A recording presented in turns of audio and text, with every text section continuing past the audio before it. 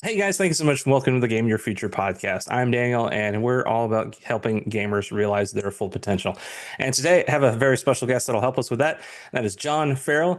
John is a streamer, is a dad, is a structural engineer, and gaming and taco enthusiast. So, John, thank you so much and welcome. How are you? I'm doing great. Thanks for having me on the show. Fantastic.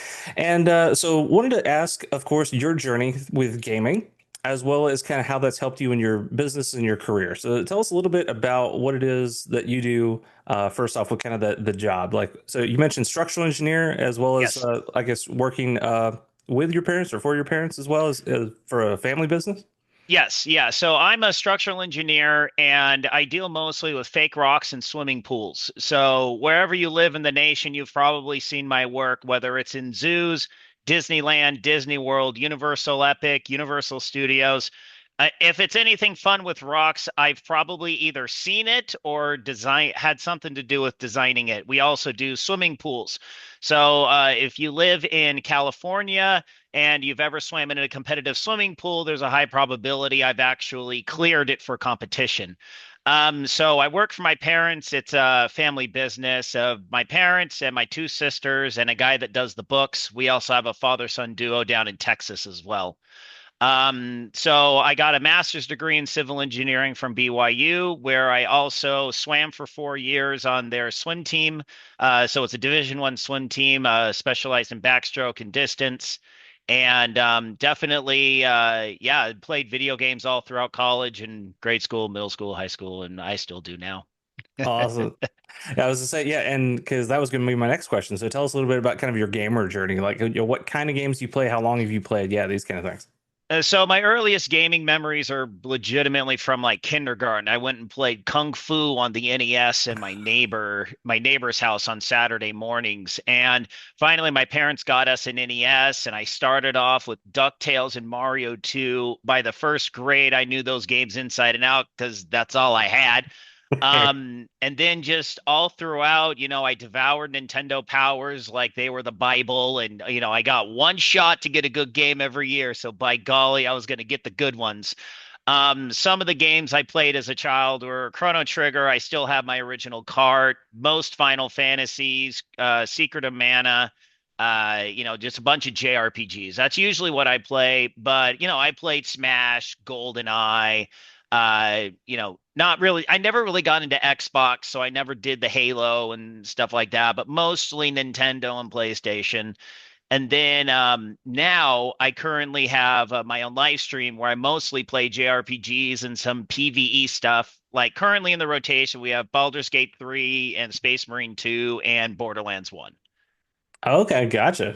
Yeah, and that's really fun because that's near and dear to my heart. So the for those that have watched before, that's you've kind of hit all the major ones that I that I grew up with and I know too, like the Chrono Trigger, I think being my favorite game of all time. Hmm. Love the Secret of Mana, the Final Fantasy franchise, and I know you could probably see the Final Fantasy Yep. Bahamut behind me too.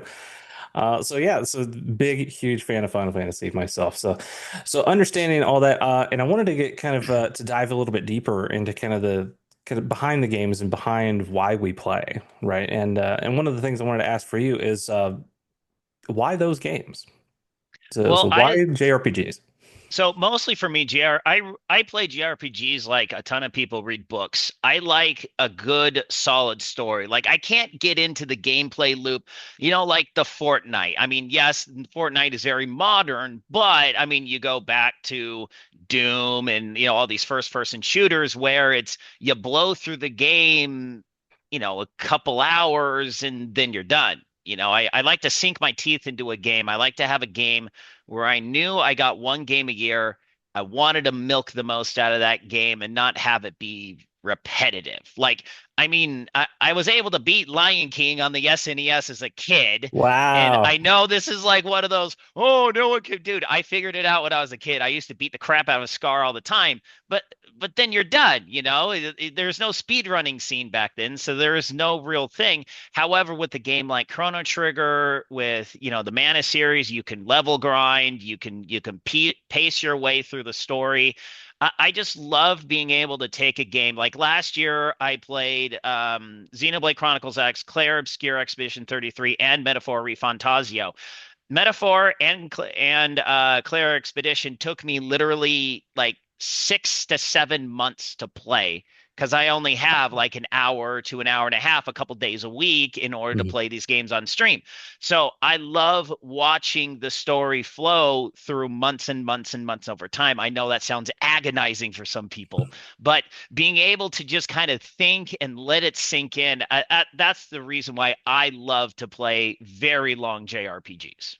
Gosh, it's really just getting as much out of it, right? Out of your time Oh as yeah. possible, right? And as I like that as a kid, getting the most out of like your one, big present, I guess, potentially a That's year. what kids don't appreciate these days, I tell you. I, Yeah. I have three children, and I'm just like, I have 1,600 games available to you. Pick something other than Stardew Valley, my child, please. Broaden your horizons. And then Broaden your horizon. the same daughter said, "Hey, can I play Hollow Knight?" I'm like, "You're going from Stardew Valley to Hollow Knight? What is wrong with you?" Anyway, I digress. Yeah. Oh, so good.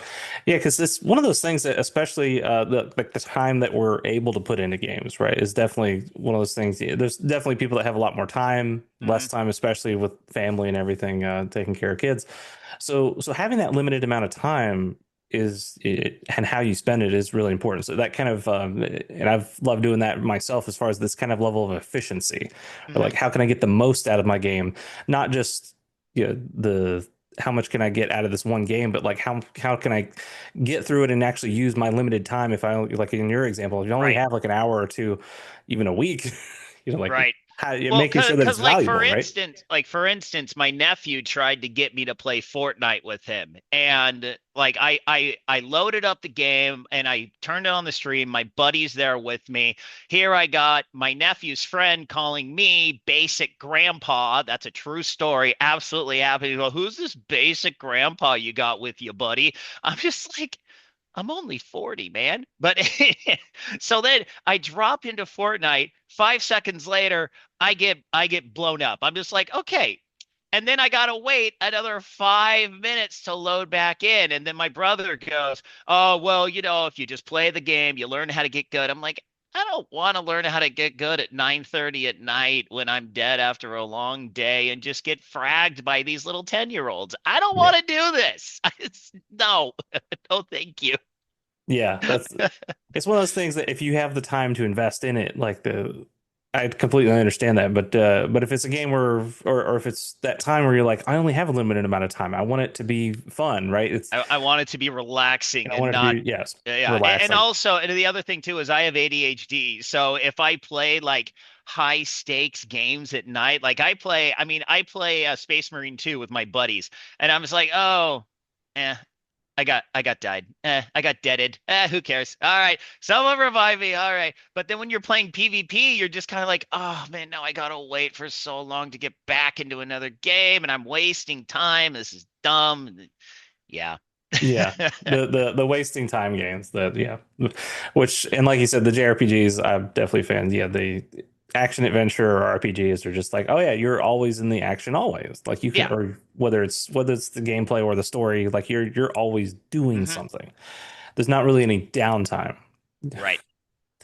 So what is it about I guess kind of the that kind of mode or that kind of switch, right? Because a lot of people that I think um, don't want to give up that time, right? To Right. say like, yeah, they're more willing to play like these games that take the amount of time, right? And I've definitely been one of them. Just like, oh yeah, I'm going to sink like multiple hours in a night into these games. But if you have this like kind of limited time, I wanted to get kind of more of your deeper perspective on that as far as like how do you go about or what do you think about when you have like here's my time and here's my very specific block of time and I'll say in my words like it seems much more limited, right, as far as Right. like the game time. So how do you get into and get out of it so quickly, right? Because there's Well, you got to understand, I grew up most of my life as a competitive swimmer. I was an all-American swimmer back in high school, and I would train all the time. And I would have a 2-hour block of swimming in the afternoon, and then I'd have high school, homework, 30 minutes out to swim practice, 2 hour swim practice, 30 minutes back. So I already had 3 hours out of my afternoon completely blocked out to swimming. And then I'd have to go home, finish up my homework, but then I could still play an hour and a half of Diablo at night, still play an hour and a half of StarCraft at night. So, it's for me, it's kind of like I've been conditioned my whole life of understanding, okay, well, I got to wake up at, 5 a.m. to go to seminary in the morning because my religion has a church school called seminary and it's like a class before high school. So I always knew, okay, I got to wake up at 5 a.m. in order to be able to get to seminary. So no, I cannot stay up until midnight playing Diablo. I don't care what level I'm on. I got quick saves. I could stop. I can move on. And then in college, so I did my freshman year of college, and that's 20 hours of swimming every week. And so then I knew, okay, well, I got my classes, I got my swim practice. I can't stay up too late because 6 a.m. is going to roll around and I got to be focused and training and doing all this stuff. So for me, it's kind of more of a continuation of how I've lived my life thus far. Where, yes, once I got married and we didn't have kids, I had a lot more time to play games because my wife worked about an hour commute away, and then she would leave before I would leave to work. I literally drive 4 blocks north to go to my parents' house to go to work. So I spent a lot more time gaming then, but then we started having kids, and then I was like, okay, well, I gotta, I also used to do yo-yos. That was how I got started on YouTube, was I did yo-yos, and I was sponsored by a company called Astrojacks for over 10 years. So I did content creation for that. But then when the kids started coming, I'm like, okay, we're gonna shrink that operation, shift over to this operation. So it's been a constant juggle, pardon the pun, of all of just kind of understanding, okay, I have this time. I understand that these things are more important to me. So yeah, this is going to shrink in order to be able to do that. And with my live stream, I do at night. My start time is always variable. I'm a terrible streamer because I never have a solid start time because it's like, hey, kids aren't getting to bed. I'm not going to tell my wife late. I'm going out to the garage to go play my games. Have fun with bedtime, girl. No, absolutely. Pro marriage tip. Don't do that. So I get the kids to bed, and hey, if I'm 10, 15, 20 minutes late to the stream, okay, and then I have a hard cut at 10:30 at night. So I'm like, all right, it's 10:30, hard cut, let's finish this battle off. Hard cut, I gotta go to bed. So what I would say is if you develop the routine and if you set boundaries for yourself, it gets a whole lot easier to manage your time and understanding you're playing a long game. So yeah, you're not going to finish that game in a month. It's going to take 2 months, 3 months, 4 months.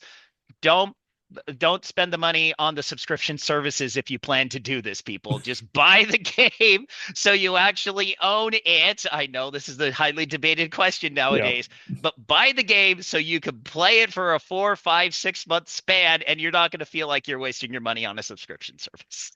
exactly. Yep. So that's great advice because that's yeah, if you're doing it, if you have the time and you can blitz it out in a month, then okay, subscription's great, right? You just pay Yeah. for the 1 month and then you get out, right? But it's more of developing the mentality of, okay, you're going to be playing this game for a long time during the Yeah. year. It's okay. Right. And so a lot of great, gold I think that you had there because there's so many things that I wanted to kind of echo and kind of point out because I think one of the first things that I heard that was really powerful was just understanding what's important to you, right? Because having the hours of game time is not as important as like you said, like family or working on whatever it is, like the working for your parents, your business. These kind of things are important, and I think as gamers, like we tend to get lost in the game sometimes, right? And so you're saying the hard cut as an example, right? Because it sounds like there's multiple things helping that.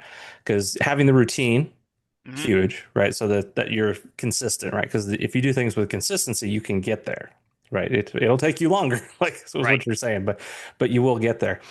And so, can you explain a little bit more on the time aspect of it in terms of like when you set those boundaries, right? And you Hmm. mentioned that you'll be better at spending your time, right? Can you kind of explain that a little bit more? Because I think that's one of those powerful things that's not well understood.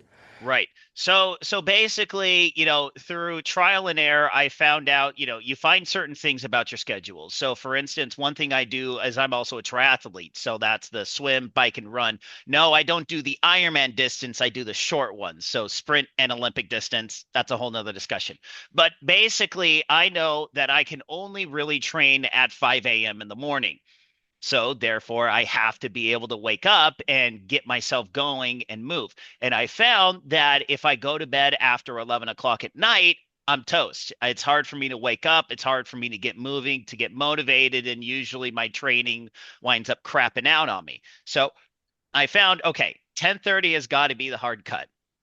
So how do you do that? Well, first off, you gotta understand that you gotta set up the environment to where you can do this. And if you're playing like certain games, it's not conducive for this. So like that's one of the reasons I never got into the MOBAs, like League of Legends, Dota. The problem with those is once you're in a game, you're absolutely locked in a game. You're locked in a game and you can't ditch on your teammates halfway through the game. There's no save states. You can't halt your progress until you're done with the match, and those matches can take a long time. So that's kind of number one is understand what game you're playing, what are the restrictions involved with your time, or how much are you locked into the game while you're playing. Whereas if I'm playing Metaphor Refantasio, I'm like, okay, well, I'm in a dungeon. I'm doing some level grinding. I'm in a really good grinding spot. I'm in a good flow. Okay, well, I've made this much progress, and I have my time. I have my watch, and I have the time on the computer on a different monitor. So that helps me understand, okay, let me gauge my time here. And then I also use my own mental fatigue as an indicator where I'm not pumping energy drinks, right before my play sessions. Very rarely do I do that. Like every once in a while, if it's like a Friday night or a Saturday night, I know I got the day to sleep in the next day a little bit. And for me, sleeping in is like 7 o'clock. Okay. So we're not talking like sleeping in until noon like my daughter does. Good Lord, she could totally do that. She did not get that from me, I'll tell you that much. But understanding okay, so I'm locked into this game, but I'm starting to feel tired. Okay. Give in to the pressure. No, you don't have to push through the pain, push through the pain. That's what you do when you're on the race course, not necessarily what you need to do late at night. And just kind of playing around with that idea of like, okay, well, if I go to bed at 10:30, how am I the next day? If I go to bed at 11, how am I the next day? And honestly, over the past I've been doing this for almost 7 years in terms of the live stream. And I was able to stay up until 11 o'clock about 7 years ago. But, now I'm finding if I go to 11, I'm going to be hurting in the morning. So it's just understanding the reality of what your schedule does to your overall body and your mindset, and being able to just say, okay, I'm done. Gotcha. So really, it sounds like really just trying to understand and remembering how you feel, right, the Right. next day, like when you have a certain amount of sleep.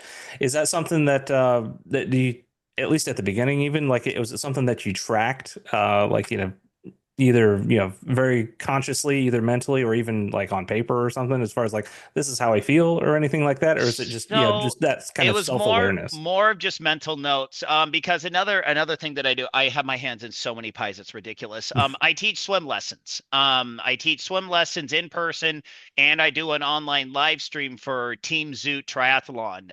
The Zoot Sports is a major triathlon brand company. They field some of the best triathletes in the world. And for their affiliate team, I do a live stream for them. And something I teach regularly is when you're learning swim technique is that you got to take mental notes. If you push off the wall and you're doing something with your arms, okay, how does that feel? All right. So then now I'm going to teach you how to do this correctly. I want you to do it next time. Take a mental snapshot. So it's always taking these mental snapshots of, how do I feel now? How did I feel yesterday? And just not forgetting, just kind of your own day-to-day stuff. And hey, if you got to write it down, you got to write it down. I can just do mental snapshots. That's how I work. And a lot of things, one thing that I personally do is I actually exterior monologue. I sound like an absolute psycho person whenever I drive around because I do a running monologue of, how I'm feeling. I'll talk about, my own live stream of, okay, here's kind of what I'm doing. This is my idea. I can't keep the thoughts inside my head. I have to actually vocalize the thoughts. It's like I said, it would make a very interesting running podcast or something like that. But that's one of the Right. ways over the years that I found to kind of take your own mental inventory of how things are going, how things are doing, you know, how is this, how does this activity affect the rest of the activities, and just kind of working through those out loud is one way I've been able to keep myself accountable and take inventory of how everything's going. Okay, so it sounds like a lot of it is, yeah, this kind of self-awareness, right? Yeah, And however you do that. So like for you, it's external monologue, right? It's just, taking that kind of stock inventory of how you are, how you're feeling, right. and really just looking at. Yeah, I like that concept, that the mental snapshots, right? Just to say like, this is how I am in this moment. Let's see, why am I in this state, right? And thinking Yeah, about like how much sleep did I get? What did I do? These kind of yeah. things. So it makes so much sense. So is that so is that something that you help, I guess, like I said, with the training, whether it's the swim lessons or the triathletes, right? Is that something that you teach them too, this kind of mental snapshot thing? Yes. No, 100%. Because you got to understand, when people come into the sport of swimming as adults, they have only been farting around like silly people in a pool. And now they're expecting to swim 4,000 meters for a full distance Ironman. It is a very different, it is a very different thing. And so many, and people legitimately die all the, not all the time, but like fairly often. There's like one person, maybe every other year, that dies during the swim of one of these things. And there's so many things that go into it. And you're in open water. I mean, if you're wearing a full body wetsuit, you could float. Not a lot of people realize that. I mean, it's the only way I float. I can't float. Like, I could swim for 3 hours. I can't float. So getting people to understand just that is such a foreign language to so many people, Wow. and understanding that when you're swimming, you're actually moving up. When if you're looking at the bottom of the pool, you actually see me swimming up towards the sky from the ground. So understanding all of these different perspectives on how to view swimming. And that's one of my biggest things, because I have the engineering background, I have the hydraulics background, so I can actually, help people visualize what I'm seeing, and things that are just, doing a flip turn is just like walking for me. I don't even think about it. When I had to teach someone how to do a flip turn about 10 years ago, I'm like, how do I even do a flip turn? You see the people in the Olympics, they just do these little, the British call them tumbletons, and then they do the tumble and then they push off, and then you're like, oh, I could do that. And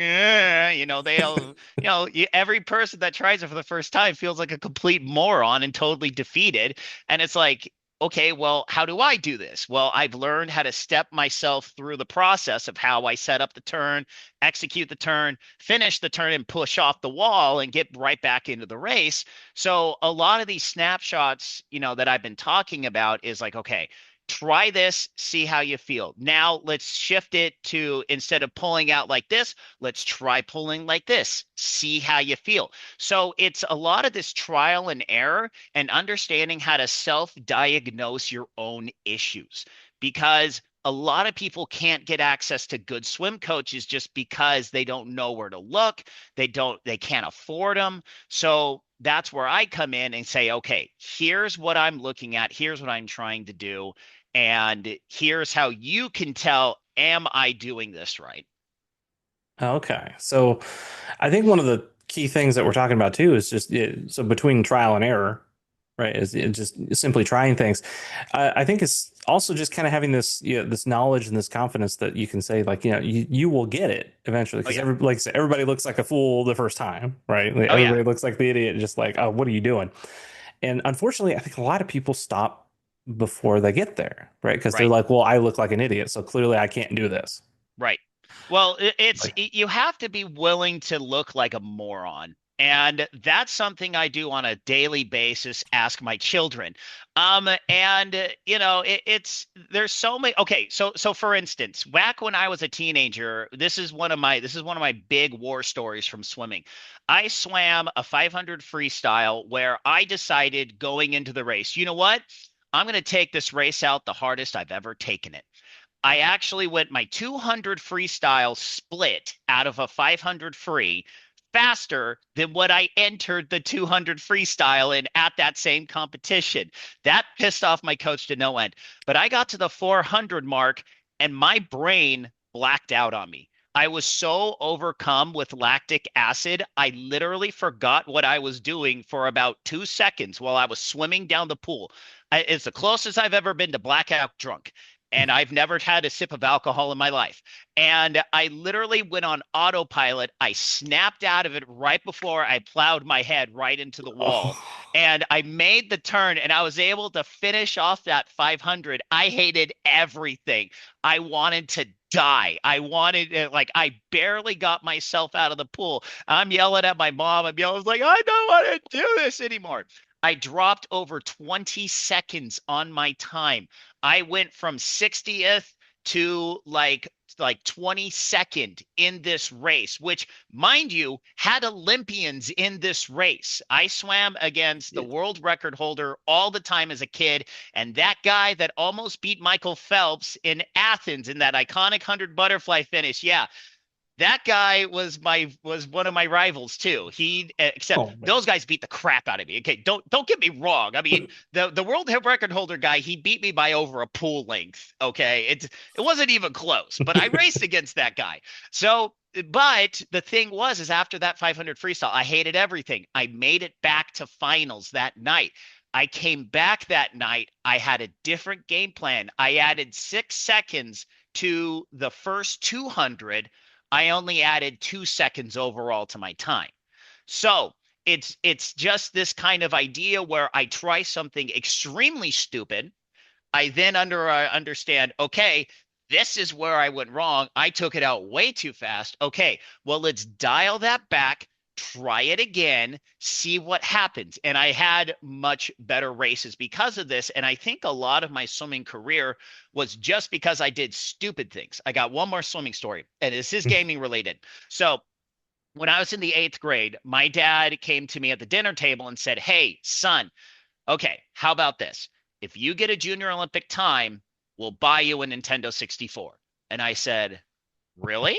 They said, "Yes." And my dad hated video games. Okay. My dad bought me a Super Nintendo on a family trip, and he wanted to drop kick it by the third week. Oh, So the fact that my dad actually came to me and made this offer was like winning the lottery. But the thing was, I was so far away from a junior Olympic time standard. So swimming, you're ranked by your time, and there's different time classifications. So I was about one full classification away from this junior Olympic standard. So I was like, oh, okay, okay. My parents are like, dude, he is never going to do that. The next weekend, we had a meet in Barstow, California, at a pool that has long since been demolished. And I swam the 100 backstroke. I swam the first 50. I then pushed off for the second 50. I saw the guy right next to me. I go, oh, I'm going to beat this guy. So I just moved my arms as fast as I could. Okay. And also in the eighth grade, I was 6 foot and I was under 100 pounds.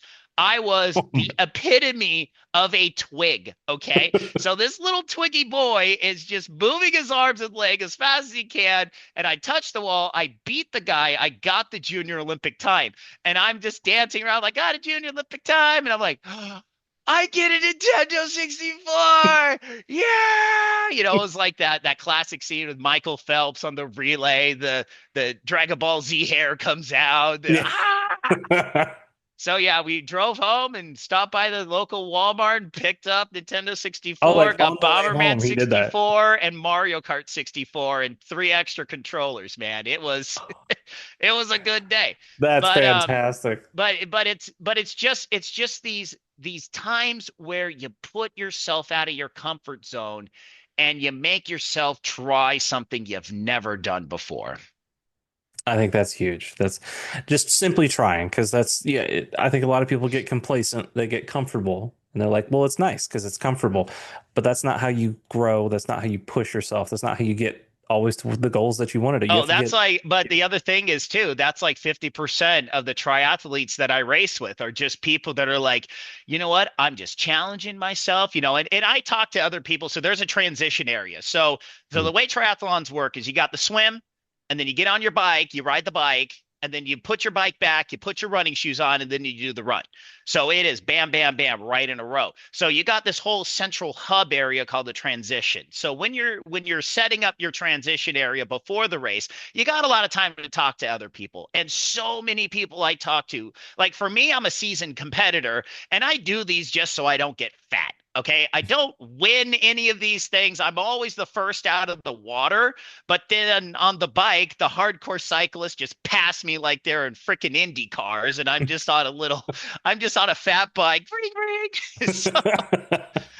So so basically, I talked to all these people, and there's like, you know what? I just wanted to try something. I wanted to do something new. I wanted to push myself, challenge myself. Hey, my friend suckered me into doing this, and I figured it might be a good challenge. And you hear those stories all the time, and it's a lot of fun to be able to go to these races and see a lot of other people really pushing themselves out of their comfort zones.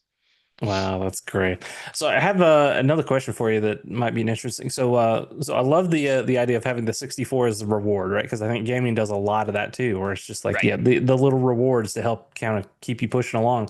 How do you think life would be different if you were not a gamer? That's a good question. I'd be a whole lot more bored.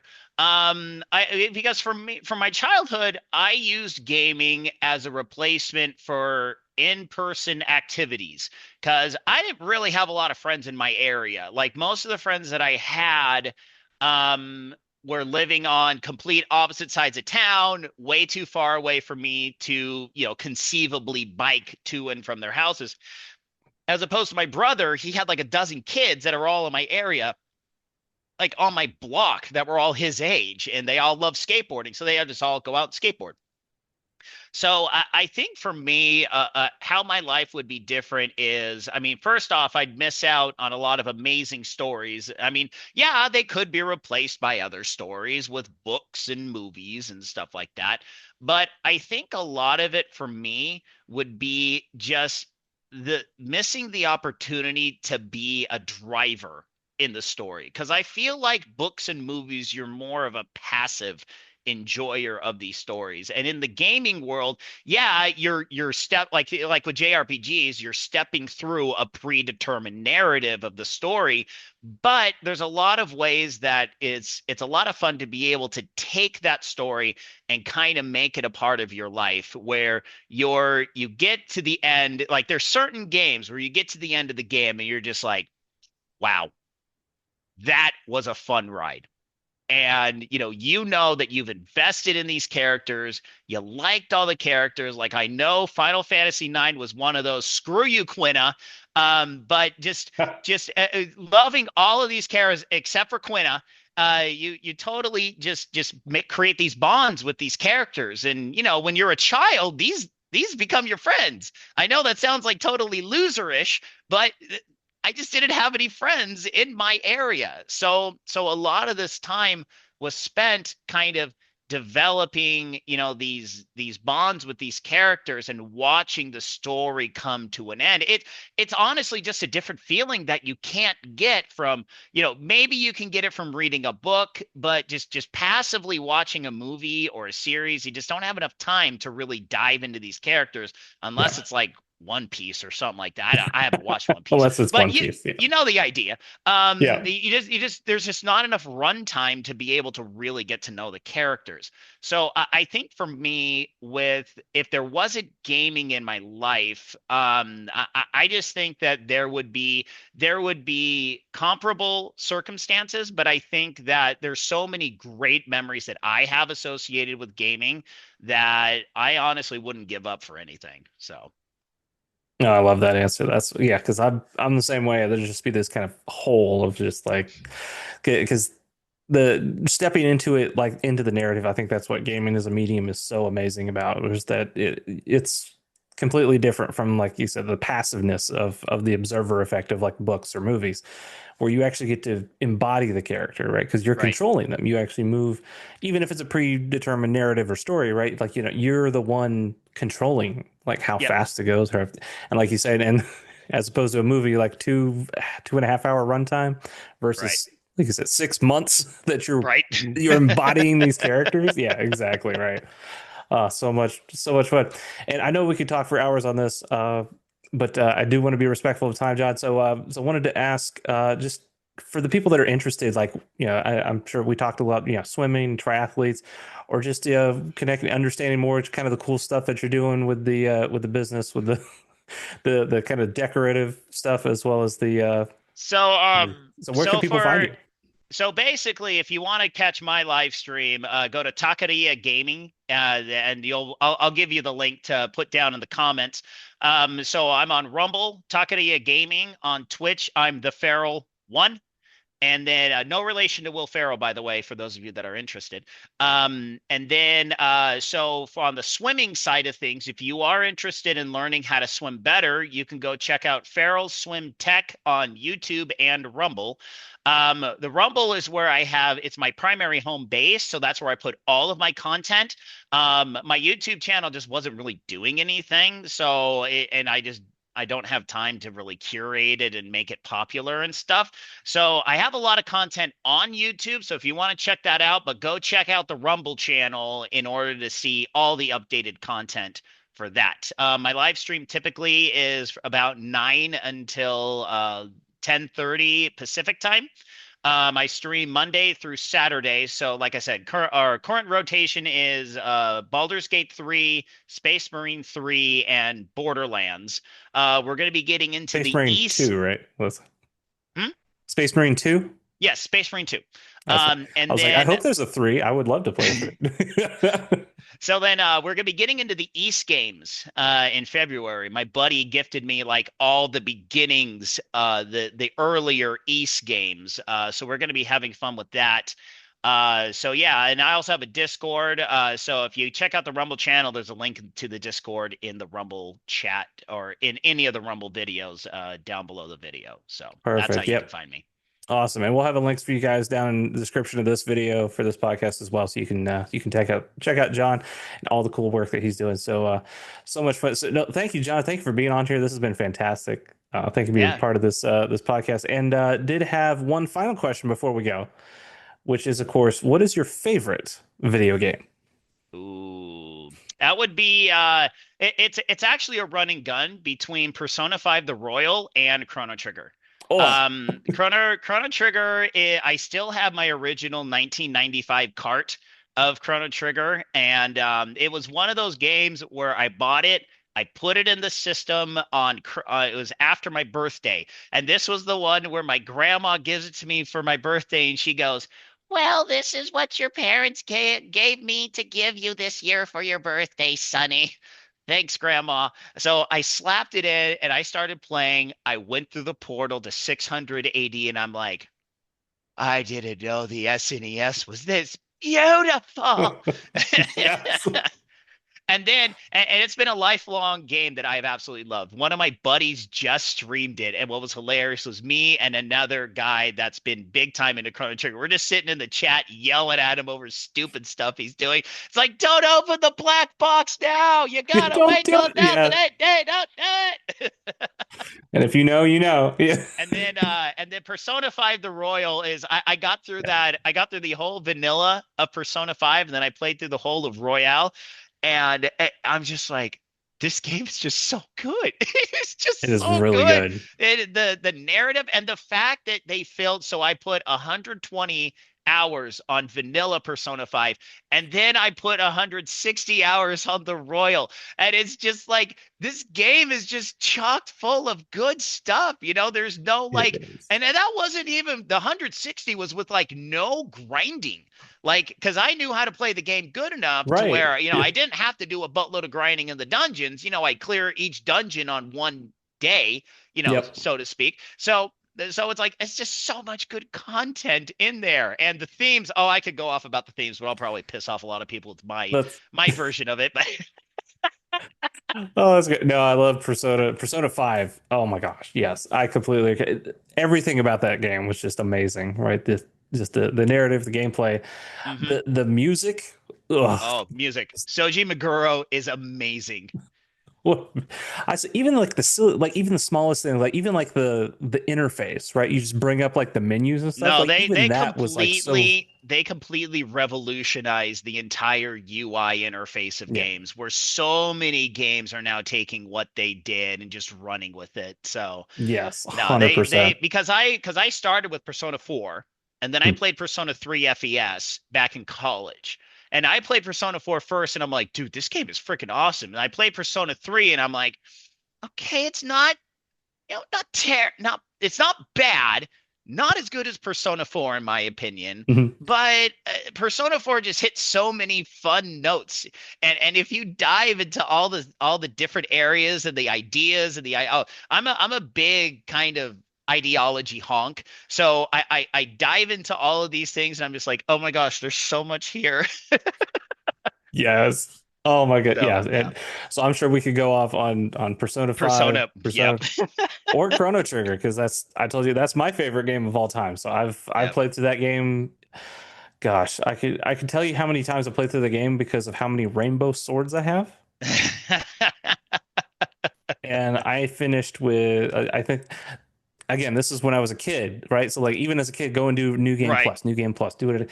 As a kid, I finished, I felt like I was done when I had 13 rainbow swords.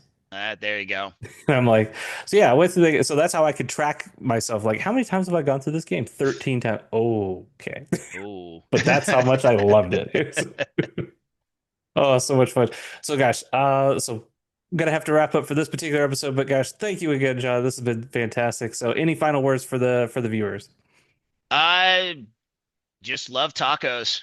That's what we're all about at Taqueria Gaming. Just games and fun tacos with friends. So, yep. Perfect. All right. Well, thank you, John. And thank you, everybody. Thank you so much for watching. Thank you so much for listening. And Oh, wait, remember, wait, wait. Hold oh, on, hold on. I got one more thing to do. what you Okay. got? As an ending of my stream, there's a certain individual I have to say goodnight to. This is a person I've been saying goodnight to every stream for the past about 6 years. There's a long Wow. story behind it, but I gotta wish my buddy Isaiah Norris good night, Isaiah Norris, wherever you are. Okay. That's So. fantastic. Well, guys, thank you so much for watching. Thank you so much for listening. And remember, stay awesome, and I'll see you in the next one.